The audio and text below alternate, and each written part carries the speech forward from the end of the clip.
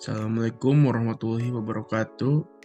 Nama saya Muhammad Nur Fitra Bahtiar dengan NPM 22.207 dari kelas Sosiologi Hukum kelas C. Dosen pengampu saya adalah Dr. Subelo Wiono SHMPD.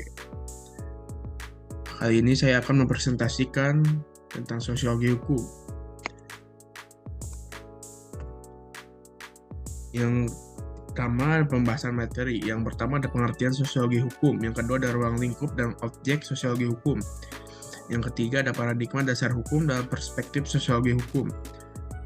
Adapun yang keempat, konsep dan pengembangan metode penelitian sosiologi hukum. Yang kelima ada aliran dan mazhab dalam sosiologi hukum. Yang keenam ada teori para perintis sosiologi hukum. Yang ketujuh ada motif berpikir kritis Peter L. Berger dalam Invitation to Sociology. Yang pertama, kita memasuki pengertian sosiologi hukum. Menurut saya, pengertian sosiologi hukum adalah ilmu yang menganalisa bagaimana jalannya suatu hukum dalam masyarakat. Sosiologi hukum juga meneliti mengapa manusia patuh pada hukum dan mengapa manusia gagal untuk mentaati hukum tersebut, dan faktor sosial lainnya yang mempengaruhi hukum. Yang kedua, kita memasuki ruang lingkup sosiologi hukum. Ruang lingkup sosiologi hukum secara spesifik mencakup dua hal, yaitu yang pertama ada dasar-dasar sosial dari hukum. Misalnya hukum nasional Indonesia yang dasar sosialnya adalah Pancasila, dengan ciri gotong royong, musyawarah, dan kekeluargaan. Yang kedua ada efek-efek hukum terhadap gejala-gejala sosial lainnya, misalnya undang-undang penanaman modal terhadap gejala ekonomi, undang-undang pemilu terhadap gejala politik, undang-undang hak cipta terhadap gejala budaya, dan undang-undang pendidikan tinggi terhadap gejala pendidikan dan lainnya. Adapun objek sosiologi hukum. Yang menjadi objek sosiologi hukum adalah sosiologi mengkaji hukum dan wujudnya, atau dikenal dengan government social control. Dalam objek tersebut, sosiologi hukum mengkaji seperangkat kaidah khusus yang berlaku dan dibutuhkan guna untuk menegakkan ketertiban dalam kehidupan bermasyarakat.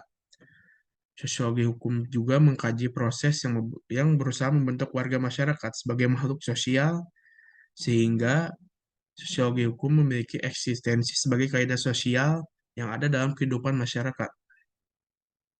Berikut masuk ke paradigma dasar hukum dalam perspektif sosiologi hukum. Yang pertama ada paradigma fungsionalis, paradigma konflik, dan paradigma interaksionis, dan paradigma strukturalis. Yang pertama, paradigma fungsionalis yaitu memandang hukum sebagai alat untuk mempertahankan ketertiban sosial dan memfasilitasi koordinasi antara anggota masyarakat. Adapun paradigma konflik juga menggambarkan hukum sebagai refleksi dari kepentingan dan konflik kekuasaan dalam masyarakat. Yang ketiga ada paradigma interaksionis yang menekankan pada proses interaksi sosial antara individu per individu dalam masyarakat dan bagaimana hukum mempengaruhi dan dipengaruhi oleh interaksi tersebut. Yang keempat ada paradigma strukturalis yang melihat hukum sebagai bagian dari struktur sosial yang lebih besar yang terkait erat dengan pola-pola hubungan sosial, ekonomi, dan politik dalam masyarakat. Paradigma ini juga menyoroti bagaimana hukum mencerminkan dan memperkuat struktur kekuasaan dan hierarki sosial. Adapun konsep dan perkembangan metode penelitian sosiologi hukum.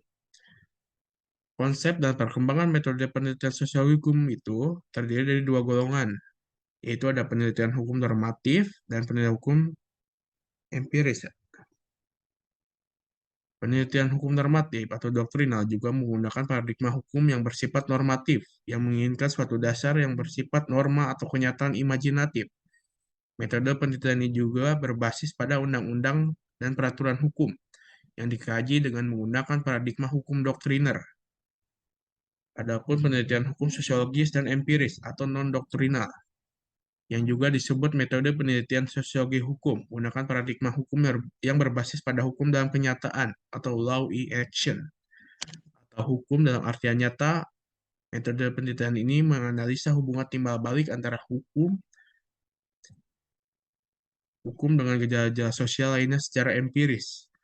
Perkembangan metode penelitian hukum ini juga telah mengalami perkembangan ke arah fungsional, atau jurisprudence atau ilmu hukum fungsional yang menyatakan bahwa hukum juga harus memperhatikan ilmu-ilmu sosial lainnya seperti psikologi, ekonomi, dan antropologi. Berikut ada aliran dan mazhab dalam sosiologi hukum. Aliran itu sendiri dibagi menjadi dua, ada aliran positif dan aliran normatif. Aliran positif ini dipelopori oleh seorang Donald Black, adalah sebuah aliran yang hanya membicarakan kejadian yang dapat diamati dari luar secara murni. Aliran positif ini juga tidak mau memasukkan hal yang tidak dapat diamati dari luar, seperti nilai dan tujuan. Yang kedua ada aliran normatif. Aliran normatif ini juga dipelopori oleh seorang Philip Selnick, Jerome Skolnick, dan Philippe Notes dan Charlotte. Menurut aliran normatif ini, hukum bukan hanya fakta yang diamati, melainkan juga suatu institusi nilai. Sebagai institusi nilai, hukum bekerja untuk mengekspresikan nilai tersebut dalam masyarakat. Maka dasar atau landasan yang hakiki bagi kehadiran hukum dalam masyarakat menjadi hilang jika hukum itu tidak dilihat sebagai institusi. Baik, baik saya akan melanjutkan lagi mazhab dalam sosiologi hukum. Yang pertama ada mazhab formalistis. Beberapa ahli filsafat hukum menekankan hukum dan prinsip moral memiliki hubungan yang sangat penting. Namun, ahli filsafat hukum yang biasanya disebut kaum positif berpendapat sebaliknya, yakni hukum dan moral bukan dua bidang yang terpisah dan harus dipisahkan. Yang kedua ada mazhab sejarah dan kebudayaan. Mazhab ini memiliki pendirian yang berwarna dengan mazhab formalistis. Mazhab sejarah dan kebudayaan menekankan bahwa hukum hanya dapat dimengerti dengan cara menelaah segi sejarah dan kebudayaan, di mana hukum tersebut timbul. Friedrich Carl Safi yang dianggap sebagai pemuka ilmu sejarah hukum adalah pelopor mazhab ini. Menurut Safi, hukum adalah perwujudan dari kesadaran hukum masyarakat, dan semua hukum berasal dari adat istiadat serta kepercayaan, bukan dari pembentuk undang-undang. Yang ketiga ada mazhab utilitarianis. Mazhab ini dipelopori oleh Jeremy Bentham dengan memegang prinsip manusia akan melakukan tindakan untuk mendapatkan kebahagiaan yang sebesar-besarnya dan mengurangi penderitaan. Jeremy Bentham mencoba menerapkan teori tersebut di bidang hukum. Yang keempat ada mazhab sociological jurisprudence.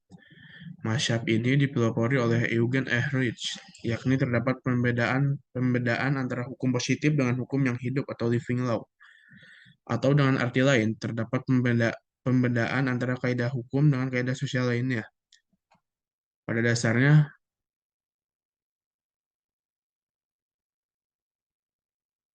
dasarnya hukum pada dasarnya hukum positif hanya akan efektif jika selaras dengan hukum yang hidup dalam masyarakat. Masyarakat. Menurut aliran ini, pusat pengembangan hukum tidak terletak pada badan legislatif, keputusan badan yudikatif ataupun ilmu hukum, namun berasal dari masyarakat tata tertib dalam masyarakat didasarkan pada peraturan yang dipaksakan oleh negara. Adapun masa realisme hukum. Masa realisme hukum dari pemikiran Carl Rowling, Jerome Frank, dan Justin Oliver Wendell Holmes. Aliran ini dikenal dengan konsep yang radikal tentang proses peradilan dengan menyatakan bahwa hakim tidak hanya menemukan hukum, tapi juga membentuk hukum.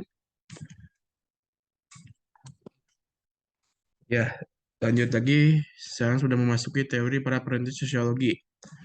Teori para perintis sosiologi dibagi menjadi tiga, ada tradisi Eropa daratan atau August Comte. August Comte dikenal sebagai bapak sosiologi. Dia mengembangkan konsep positivisme sosial yang menekankan pentingnya pengamatan empiris dan metode ilmiah dalam memahami masyarakat. Yang kedua ada tradisi Anglo-Saxon, Herbert Spencer. Spencer dikenal dengan konsep survival of the fittest atau seleksi alam sosial. Dia mengembangkan teori evolusi sosial yang menekankan peran persaingan dalam pembentukan struktur sosial. Yang ketiga ada tradisi Indonesia yang lebih dikenal dengan Konjaraningrat. Konjaraningrat dikenal sebagai salah satu tokoh sosiologi Indonesia yang paling berpengaruh. Dia mengembangkan konsep-konsep seperti kebudayaan, masyarakat, dan struktur sosial dalam konteks Indonesia, serta memperkenalkan pendekatan etnografis dalam penelitiannya. Yang terakhir ada motif berpikir kritis, Peter L. Berger. Peter L. Berger sebagai sosiolog memiliki motif berpikir kritis terhadap peristiwa konkret. Berger mengemukakan teori konstruksi sosial yang menjelaskan bahwa masyarakat adalah suatu kenyataan sasaran dan ia formulasikan teori konstruksi sosial dalam 3 tahap. Ada eksternalisasi, objeksi, dan internalisasi. Eksternalisasi merupakan proses pembuatan kenyataan sosial. Objeksi merupakan proses pembuatan kenyataan sosial menjadi objek yang dapat dilihat dan dipahami. Dan internalisasi merupakan proses pembuatan kenyataan sosial menjadi bagian dari pikiran individu. Berger juga menyangkut bahwa masyarakat adalah produk manusia, dan kenyataan yang diterima individu dari lembaga sosial membutuhkan cara penjelasan dan pembenaran atas penguasaan yang sedang dipegang dan dipraktekkan. Ini menunjukkan bahwa Berger memiliki motif berpikir kritis terhadap peristiwa konkret, yang berarti ia memperhatikan dan menilai kenyataan sosial dengan kritis dan memahami bagaimana kekuasaan yang ada di lembaga sosial berpengaruh terhadap pemahaman kenyataan sosial. Sekian, terima kasih. Mohon maaf apabila ada kata-kata yang kurang berkenan atau apapun. Terima kasih. Wassalamualaikum warahmatullahi wabarakatuh.